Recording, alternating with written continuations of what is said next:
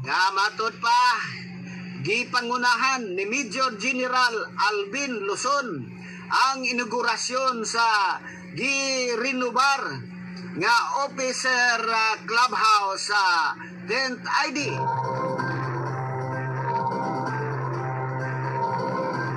Karundang Bobby, ihandos mo.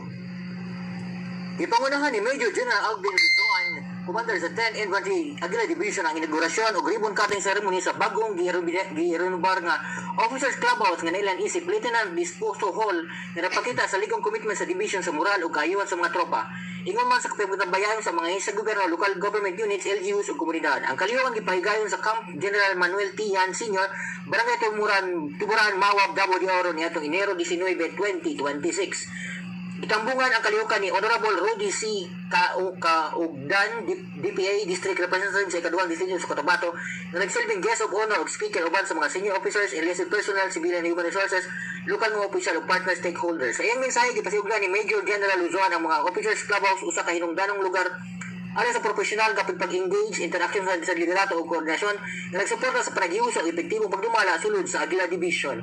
Ipareusap niya ang iyang dakong pasalamat sa suporta ng gihatag ni Honorable Kaugdan o sa ubang mga stakeholders nga nag-ilang nga ang kolaborasyon tali sa militar o sibilang mga leader na paligon sa kapasidad sa institusyon sa pagserbisyo sa katauhan. Sa iyang mensahe, ipasiugdan ni Congressman Kaugdan nga ang iniusang panagutan o sa mga partner sa gobyerno o komunidad dakong bahin sa kalinaw, seguridad o kalambuan din ang profesionalismo sa militar o kolaborasyon sa sibilyan na balamo sa kalikon o eksklusibong pag-uswag. Kining padayon nga paningkamot kabayan sa mas lapad nga mga kalampusan o kalinaw nga seguridad sa tibuok Mindanao. Ilalong nini ang probinsya sa Cotabato. Opisyal nga dito ng NPA premiado Oktubre 9, 2024. Usa kay nungganong kalampusan sa Whole of Nation kampanya bago sa insurgency usa ka pangatuod sa iniusang suporta sa militar, pulisya, LGUs o mga komunidad sa pagkabot sa malungtarong kalinaw ug kahusay.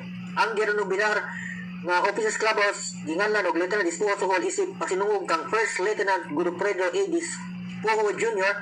usa ka maisog nga opisyal nga namatay sa linya sa katunggan aton sa pag-away batok sa mga insurhensiyang puwersa. Ang inaugurasyon ni Silving pamatuod sa ligon og matungtarong pagitabayan talin sa militar, sibilyang awtoridad o katawan nga nagpaligon sa dedikasyon sa 10th Infantry Division sa profesional nga liderato kayon sa tropa og malungtarong kalinaw o kalambuan upo sa pamumuno ni Major General Alvin Luzon. Para sa Radyo Ronda Balita Southern Mindanao, kini si Bobby Braceros Jr. reporting.